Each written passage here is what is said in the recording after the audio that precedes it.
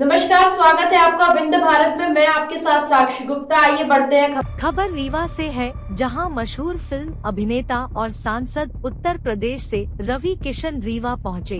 दरअसल सांसद रवि किशन और उत्तर प्रदेश के उप मुख्यमंत्री केशव मौर्य राजेंद्र शुक्ल के पक्ष में जन आशीर्वाद यात्रा में शामिल होने वाले हैं। रीवा पहुंचने रवि किशन ने राजनिवास में पत्रकारों से चर्चा की। इस दौरान जनसंपर्क मंत्री राजेंद्र शुक्ला, जन आशीर्वाद यात्रा प्रभारी सतना सांसद गणेश सिंह और रीवा सांसद जनार्दन मिश्रा मौजूद रहे।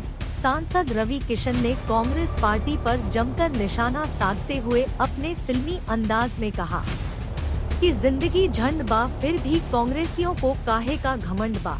आइए आपको सीधे ले चलते हैं राजनिवास, जहां सुनते हैं रवि किशन को, जिन्होंने बीजेपी को बेदाग पार्टी बताते हुए कांग्रेस पर निशाना साधा है। कि कितना बहुमुखी बहुआयामी प्रतिभा के धनी रवि किशन जी आज वो हमारे बीच में हैं और सांसद के नाते भी काम कर रहे हैं।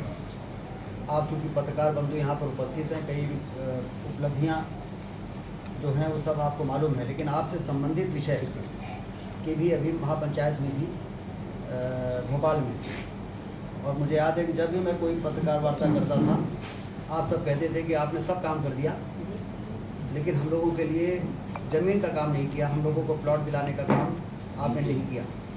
तो वो बात मेरे दिल और दिमाग में बैठ गई। और जैसे ही संपर्क मंत्री मैं बना तो मुख्यमंत्री जी से मैंने चर्चा की कि आप भी जिलों में जाते हैं और पत्रकार मिलते हैं। भोपाल में तो पत्रकारों को भूखंड देने का काम आपने किया, लेकिन जिला मुख्यालयों में भी पत्रकारों की सोसाइटी को हम ऐसी ज़मीन दे दें कि उसको डेवलप करके 1500 स्क्वायर फीट के वो प्लॉट डेवलप करके पत्रकारों को दे सकें। तो मुझे बड़ी खुशी है, आप सबको जानकारी मिल गई होगी कि सोसाइटियों को भूखंड देने का निर्णय मुख्यमंत्री जी ने पिछले दिनों पत्रकार समागम में 3 दिन पहले भोपाल में निर्णय कर दिया है।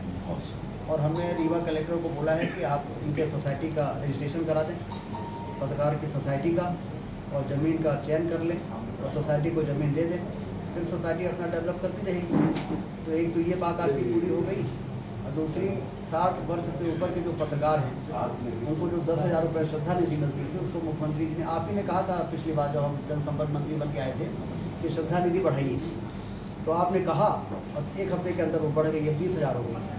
तो इसके लिए आपको बधाई। और पत्रकारों के स्वास्थ्य बीमा के लिए स्वास्थ्य बीमा योजना भी हमारी सरकार ने रवि किशन जी शुरू किया कि पत्रकार कैशलेस यदि कोई बीमार होते हैं तो उनका कहीं भी इलाज हो सके।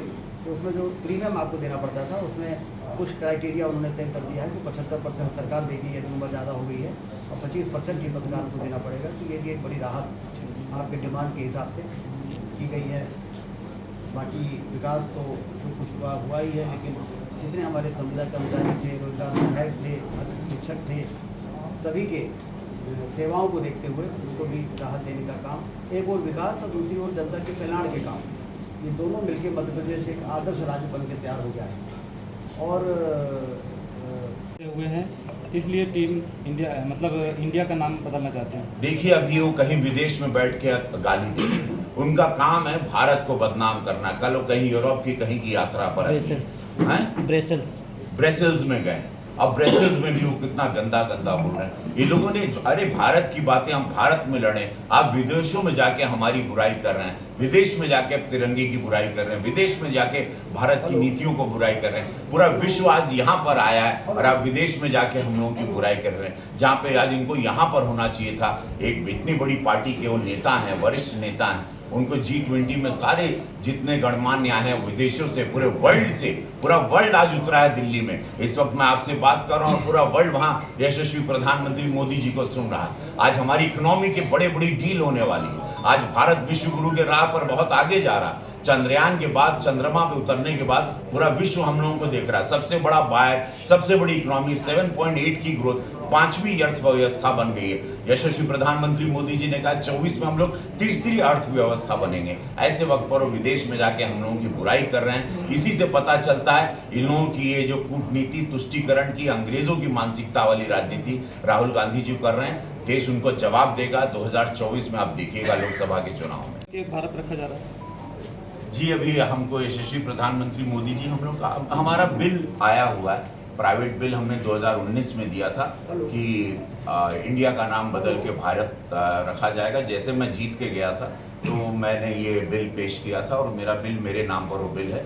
लेकिन यशस्वी प्रधानमंत्री मोदी जी या भारत की सोच या भारतीय जनता पार्टी की सोच का पूरा देश स्वागत कर रहा है, पूरा विश्व स्वागत करेगा। हम लोग गुलामी की इस जंजीरों से बारी बारी नया पार्लियामेंट हाउस बनने के बाद हम लोग बाहर हो रहे हैं। हम चाहेंगे कि अंग्रेज़ों के जो चिन्ह हम लोगों के माथे पे लगाए गए हैं, जो खीले से ठोके गए हैं, उसको हम लोग बारी बारी निकालें और ये देश सोने की चिड़िया बने। ये भारत था, कई हजार साल से इसकी पहचान है। भारत अपनी पहचान के साथ जिंदा रहना चाहता है और विश्व गुरु बनना चाहता है। और हमारे साथ हमारे सारे वरिष्ठ नेतागण, मंत्रीगण सब हैं। कल का जो मेरा एक्सपीरियंस रहा, मुन्ना से हम जो चले रीवा तक आए, एक तो ऐतिहासिक सड़कों का जाल हम जो देखे, जो कि कभी सुने नहीं थे, जहाँ 3-4 घंटे लगते थे रीवा आने में, हम कल रात में 1 घंटे में मात्र पहुँच गए। सोलार प्लांट आपको पता ही है कि इतना बड़ा एशिया का सबसे बड़ा सोलर प्लांट है, जिससे कि दिल्ली का रेलवे मेट्रो चलता है। ऐतिहासिक कार्य यहाँ पर भारतीय जनता पार्टी ने किए हैं। वो लाडली बहनों को जो अक्टूबर में उनकी जो किस्तें शुरू होंगी, या किसानों की जो आय बढ़ी है, और जो यहाँ पर सुरक्षा व्यवस्था हुई है, सम्मान मिला है, भाजपा का गढ़ है।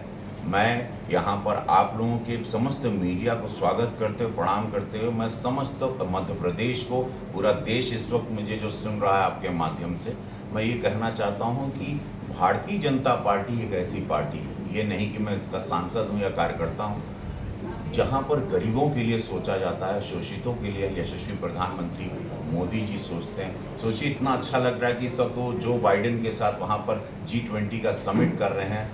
वहाँ ब्रिटेन के सुनक जी आए हुए हैं, प्रधानमंत्री जी। विश्व के सारे बड़े बड़े नेता, जो कभी नहीं हुआ इस भारत में कि विश्व के सारे बड़े लीडर, सारे बड़े प्रेसिडेंट एंड प्राइम मिनिस्टर जो भारत में आए हैं, भारत के साथ अपने इकोनॉमी को बढ़ाने के लिए कर रहे हैं। जहां पे आज हमारी 7.8 ग्रोथ रेट हुई है, 3.5 साल से हम लोग 80 करोड़ जनता को मुफ्त में अनाज दे रहे हैं, 240 करोड़ लोगों को वैक्सीन अपने देश में बना के हम लोगों ने लगा के उनकी जिंदगियों को बचाया।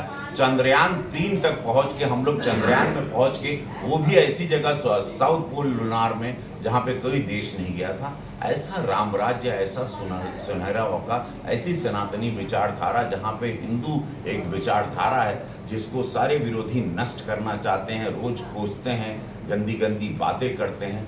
वहाँ पर हम लोग इस राम राज्य को, इस सुंदरता को, जहाँ हर धर्म सबका साथ सबका विकास को लेके प्रधानमंत्री मोदी जी के सपनों को चल रहे हैं। मामा जी ने यहाँ पर जो काम किया है, यहाँ के मुख्यमंत्री जी ने, वो किसी से छिपा नहीं। एक ही भावुक व्यक्ति, भावुक की तरह एक्चुअली मामा अपने भांजी और भांजियों के लिए बने हुए।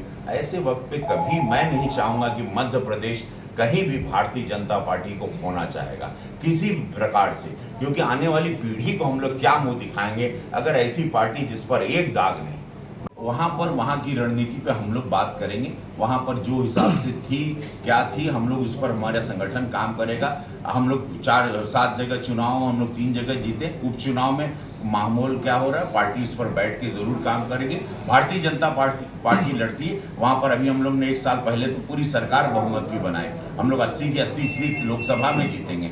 एक उपचुनाव यहाँ वहाँ जाति, वहाँ पर वोटिंग का जो समूह का है वो देखना है कि वहाँ पर मुसलमान और यादव समाज बहुत बड़ा बाहुल्य, उन लोगों की वोटिंग पावर में ज़्यादा थे, उनकी संख्या ज़्यादा थी। वो सारी चीज़ें उस पर वो ग्रेडिंग का है। लेकिन वो घोषी में एक समाज है जो हम लोगों को वोट नहीं करता, और वो दोनों समाज की संख्या बहुत ज़्यादा है। राजनीति और अभिनव में क्या फर्क देखते हैं और किसमें आपको ज़्यादा आनंद की अनुभूति हो रही है? हम अभिनय की दुनिया से राजनीति में आए हैं। देखिए, राजनीति में बहुत गरीबी से आया हूँ, एक पुजारी का लड़का रहा। मेरी कभी कोई मदद नहीं करता था, तो मुझे लगा था मेरे गांव में या मेरी बड़े हम ताने और तंज से हर एक मजाक का पात्र था मैं बचपन में कि ये क्या पुजारी का लड़का क्या कर पाएगा, इसके तो पिताजी के पास टूटी हुई साइकिल, फटी हुई धोती है। लेकिन मेरे पास अध्यात्म था, मेरे पिताजी का दिया हुआ, संस्कृति थी, संस्कार थे, और मुझे उसके बल पे मालूम था कि मैं एक दिन कुछ बनूंगा, एक दिन सूर्य मेरे लिए भी उदय होगा। और महादेव की कृपा रही मेरे सर पर, और मेरा सूर्योदय हुआ। मैंने अपनी भोजपुरी फिल्म इंडस्ट्री बनाई खुद और उसमें लाखों लोगों को रोजगार दिया। जहाँ पर हमारे छोटे भाई मनोज तिवारी जी, माननीय सांसद और पूरे लोग आया, लाखों लोग इस इंडस्ट्री से जी रहे हैं। मैं वही रवि किशन हूँ। और उसके बाद विश्व में मैं कई भाषाओं में काम किया, तमिल तेलुगु में 700 से ज़्यादा फिल्में की। आज उसके बाद जब भगवान सब कुछ दिए मैं गरीब लड़के जैसे इंसान को, तो मुझे लगा कि अब समय है, टाइम टू पे बैक, इंग्लिश में कहावत है, जब प्रकृति से आप लेते हैं तो लौटाना है। और भारतीय जनता पार्टी ने जब यशस्वी प्रधानमंत्री मोदी जी ने शौचालय बनाया, प्रधानमंत्री आवास दिया, मेरे गांव में सड़कें आई, बिजली आया, पानी आया, व्यवस्था हुई, हमारी बहन बेटियां भी घूमने लगी आज़ादी से, डर भय निकल गया, दबंगों का खात्मा होने लगा, माफियाओं का खात्मा होने लगा, बुलडोजर चलने लगा, तब हमने भारतीय जनता पार्टी का दामन थामा और अब मैं सेवा के भाव से निकला हूँ। अब गोरखपुर में ही फिल्म सिटी बना दिया हूँ, वहीं रोजगार भी देता हूँ, शूटिंग भी करता हूँ और जनता के बीच वहीं घर बना के परिवार समेत अब मैं सेवा भी करता हूँ। मैं गोरखपुर का वासी हो चुका हूँ और वहीं फिल्म सिटी बनाया हूँ, तो मैं कमाता हूँ अपना शूटिंग करके और मैं सेवा करता हूँ और जनता बड़ी प्रसन्न है क्योंकि मैंने एक नया रोजगार सांसद के रूप में अपना ही रोजगार वहाँ लगा दिया। सुरक्षा बा, मामा जी वाड़न, यहर सब कुछ बा हो, यहर गर्दा उड़ता। आज ही मध्य प्रदेश भारतीय जनता पार्टी का गढ़ बा, भारतीय जनता पार्टी का स्थापना यहरा भइल। हमरे नज़र में भारतीय जनता पार्टी का गठन यहर से भइल बा।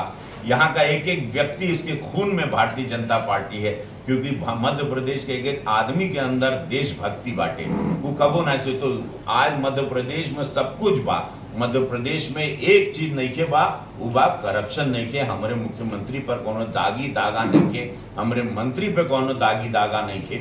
आज जनता प्रसन्न है। और जैसे हमारे माननीय सांसद गणेश भैया ने कहा कि आज महिलाओं में जो उत्साह दिख रहा है, हमारी लाडली बहनों में जो उत्साह दिख रहा है, ये कभी मध्य प्रदेश पहले नहीं देख ले रहा है। हमारे कुल भोजपुरिया समाज जो भोजपुरी गीत तेजा सुनाला, आज सब लोगन के हम प्रणाम करब। मध्य प्रदेश में इतना भोजपुरी पॉपुलर हुई हमके ना मालूम रहे। हम तभी हम कहिला की जिंदगी झंड बा, कांग्रेसियों कौने बात के घमंड बा। फिलहाल के लिए इतना ही। खबरों का सिलसिला लगातार जारी है, बने रहिए हमारे साथ। नमस्कार।